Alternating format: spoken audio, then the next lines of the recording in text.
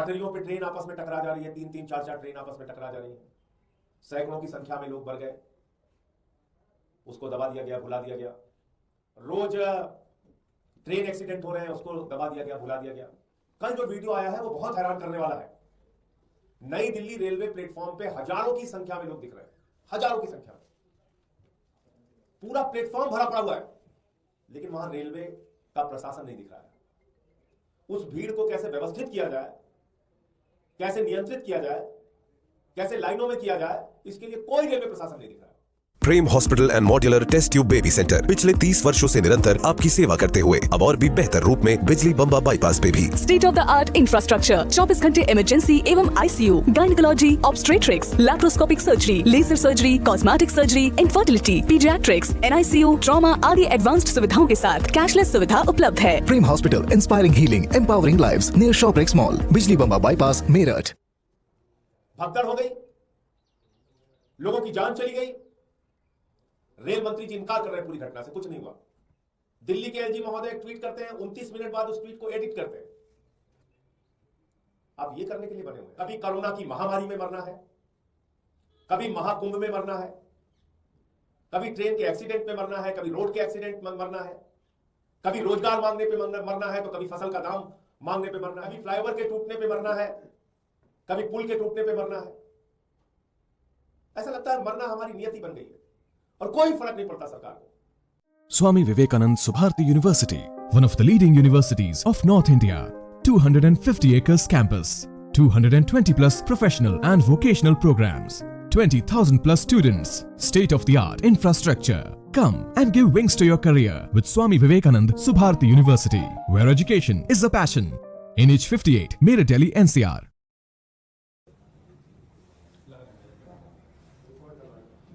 कोई बात नहीं।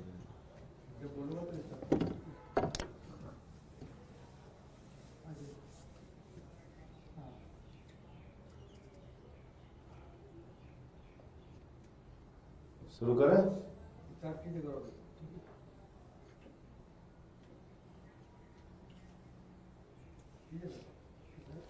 सभी पत्रकार बंधुओं को नमस्कार। देश की राजधानी दिल्ली में नई दिल्ली रेलवे स्टेशन पर भारी संख्या में जो श्रद्धालु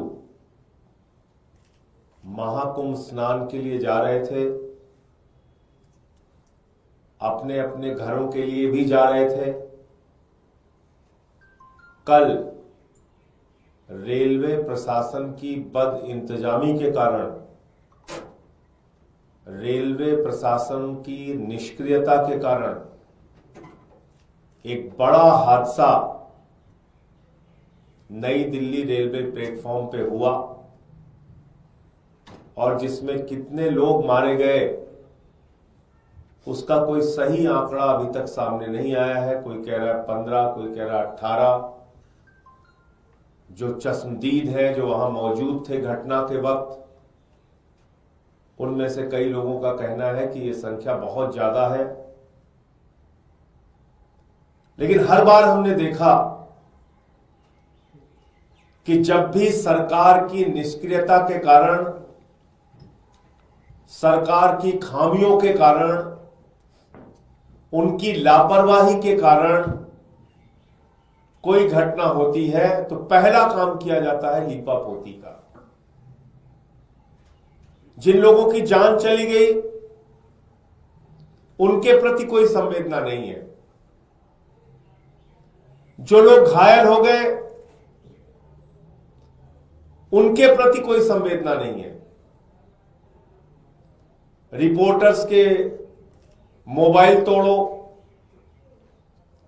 उनको असलियत कैद न करने दो अपने कैमरे में। सरकार की तरफ से पहले मना करो कि कुछ हुआ ही नहीं है, अफवाह है, झूठ है, गलत है जो कुछ भी चलाया जा रहा है। फिर मजबूरी में जब मरने वालों की लाशें सामने आ जाती हैं तो मना किया नहीं जा सकता, मजबूरी में स्वीकार किया जाता है, फिर उस पर लीपापोती शुरू की जाती है। सबसे बड़ा सवाल है कि ये कब तक चलेगा इस देश के अंदर? देश के रेल मंत्री की, देश के सरकार की जवाबदेही कब तय होगी? कितनी दुर्घटनाओं के बाद? पटरियों पे ट्रेन आपस में टकरा जा रही है, 3-3, 4-4 ट्रेन आपस में टकरा जा रही है, सैकड़ों की संख्या में लोग मर गए, उसको दबा दिया गया, भुला दिया गया। रोज ट्रेन एक्सीडेंट हो रहे हैं, उसको दबा दिया गया, भुला दिया गया। कल जो वीडियो आया है वो बहुत हैरान करने वाला है। नई दिल्ली रेलवे प्लेटफॉर्म पे हजारों की संख्या में लोग दिख रहे हैं, हजारों की संख्या में। पूरा प्लेटफॉर्म भरा पड़ा हुआ है, लेकिन वहां रेलवे का प्रशासन नहीं दिख रहा है। उस भीड़ को कैसे व्यवस्थित किया जाए, कैसे नियंत्रित किया जाए, कैसे लाइनों में किया जाए, इसके लिए कोई रेलवे प्रशासन नहीं दिख रहा है। भगदड़ हो गई, लोगों की जान चली गई। रेल मंत्री जी इनकार कर रहे हैं पूरी घटना से, कुछ नहीं हुआ। दिल्ली के एलजी महोदय एक ट्वीट करते हैं, 29 मिनट बाद उस ट्वीट को एडिट करते हैं। आप ये करने के लिए बने हुए हैं। एक ट्रेन जो 12 नंबर प्लेटफॉर्म पे आनी थी, अनाउंसमेंट हुआ 16 नंबर प्लेटफॉर्म पे आएगी, और बताते हैं कि उसके कारण भी भगदड़ हुआ। असली वजह क्या है वो और डिटेल में, जब ऐसे ही घटना उत्तर प्रदेश में महाकुंभ के दौरान रेलवे स्टेशन पे हो चुकी है, प्लेटफॉर्म को बदलने के अनाउंसमेंट की वजह से, तो क्या रेलवे प्रशासन को यह समझ नहीं थी कि अगर इतनी संख्या में लोग इकट्ठा हैं और अचानक आप ट्रेन के बदलने का अनाउंसमेंट करेंगे तो उससे भगदड़ की स्थिति पैदा होगी, और जो कि हुआ। और इतनी बड़ी घटना के बाद उसको इनकार करने पे सब लगे हुए हैं। तो इसलिए कई बार ऐसा लगता है कि क्या मरना हम लोगों की नियति बन गई है? कभी नोटबंदी के बाद लाइनों में खड़े होके मरना है, कभी कोरोना की महामारी में मरना है, कभी महाकुंभ में मरना है, कभी ट्रेन के एक्सीडेंट में मरना है, कभी रोड के एक्सीडेंट में मरना है, कभी रोजगार मांगने पे मरना है, तो कभी फसल का दाम मांगने पे मरना है, कभी फ्लाईओवर के टूटने पे मरना है, कभी पुल के टूटने पे मरना है। ऐसा लगता है मरना हमारी नियति बन गई है और कोई फर्क नहीं पड़ता सरकार को। संवेदनहीनता की पराकाष्ठा है, कोई फर्क नहीं पड़ता सरकार को। इतनी बड़ी बड़ी घटनाओं पे ऐसे बयान दिए जाते हैं, शर्म आएगी आपको। महाकुंभ में इतने लोग मर गए, कहा जाता है साहब वो तो मोक्ष को प्राप्ति हो गए। तो मोक्ष की प्राप्ति उन लोगों को दीजिए जो उस बद इंतजामी के लिए जिम्मेदार है, उनको भी बोलिए आप मोक्ष प्राप्त कीजिए। ये आपके घाव पे नमक छिड़कने की प्रवृत्ति सरकार की कब तक चलती रहेगी? ये बड़ी बड़ी घटनाओं पे लीपापोती करके अपने गुनाहों को दबाने की कोशिश कब तक चलती रहेगी? जहां पे लाशें रखी गई हैं वहां पुलिस के जवान खड़े करके मरे हुए लोगों की सुरक्षा करके क्या दिखाना चाहते हैं? संख्या को छिपा के आप क्या बताना चाहते हैं? कि आपको अपनी गलतियों से सीखना नहीं है,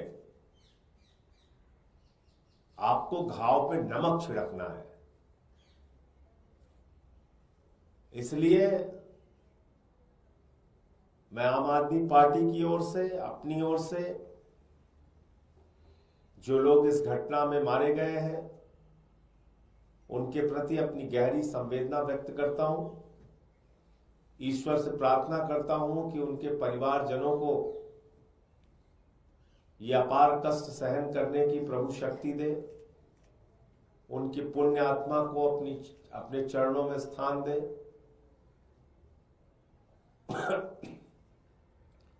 और इस सरकार को सद्बुद्धि दे कि कम से कम ऐसी घटनाओं पर संवेदनशीलता दिखाइए, उसको मना करने की, लीपापोती करने की, झूठ बोलने की प्रवृत्ति को छोड़िए और कुछ भी बोलने पर धर्म विरोधी बता देना, देश विरोधी बता देना, विपक्ष को गालियां देना, सोशल मीडिया पे कैंपेन चलाना, ये सब घटिया काम बंद कीजिए। इससे कुछ फायदा नहीं होने वाला है, ना आपका ना देश का। गालियां आप दे सकते हैं, कोई दिक्कत नहीं। हम लोग कुछ भी बोले, आप धर्म विरोधी बता दो, कुछ भी बता दो, करो आपकी मंशा यही है। लेकिन कम से कम ऐसी घटनाओं को रोकने के लिए ईमानदारी से प्रयास कीजिए। महाकुंभ में टेंटों में आग लगने की घटनाएं हो रही हैं, भगदड़ की घटनाएं हो रही हैं। 144 साल का आपने इतना बड़ा प्रचार किया कि पूरी देश दुनिया से लोग वहां पहुंचने लगे, लेकिन उसके हिसाब से इंतजाम कुछ नहीं किया। और 2014 में तो इस देश की जनता ने भगवान चुन लिया है, तो अब उनकी कोई आलोचना तो हो नहीं सकती, क्योंकि भगवान की कोई आलोचना होती नहीं। इंसान होते तो उनकी आलोचना की जा सकती है। उनके परिवारजनों को, जो लोग इस घटना में मारे गए हैं, सरकार को उचित मुआवजा देना चाहिए। देश के रेल मंत्री की जवाबदेही कब तय होगी ये बताना चाहिए, और कितनी घटनाओं का हम इंतजार करें, और कितनी मौतों का इंतजार करें, और कितने ट्रेन एक्सीडेंट्स का इंतजार करें, कब आखिर रेल मंत्री की जवाबदेही तय होगी। मुझे इतनी बात कहनी थी। आपको कोई प्रश्न पूछना हो तो पूछ सकते। आपकी जवाबदेही के नाम पे क्या मांग करें? कई विपक्षी पार्टियां कह रही हैं कि रेल मंत्री को इसी बात में लगातार ऐसी घटनाएं हो रही हैं। देखिए, विपक्षी पार्टियों के मांग करने से कोई फर्क थोड़ी पड़ता है। विपक्षी पार्टियां मांग करेंगी, वो कहेंगे 4 साल और रहना चाहिए। वो तो अगर उनको खुद से लगता है कि नहीं, रेल मंत्री से कुछ संभल नहीं रहा है, महाकुंभ में जो गाड़ियां जा रही हैं उसके दृश्य आप देखिए, एसी डिब्बे तोड़े जा रहे हैं, हिंसा की जा रही है प्लेटफॉर्म के ऊपर। ये घटना जो दिल्ली में हुई है, इसके पहले तो बहुत सारी घटनाओं के वीडियो सामने आए। तो रेल मंत्री जी की कोई जवाबदेही कब तय होगी, मैं तो इतना ही पूछ रहा हूं। इस्तीफा मांगेंगे तो इस्तीफा तो कहेंगे नहीं, अगर आम आदमी पार्टी वालों ने इस्तीफा मांगा है तो उसको तो 4 साल और रहना चाहिए। ये तो सबसे सुयोग्य व्यक्ति है। तो ये सरकार की मंशा है, तौर तरीका है काम करने का, उस पर आप क्या बोलेंगे। धन्यवाद।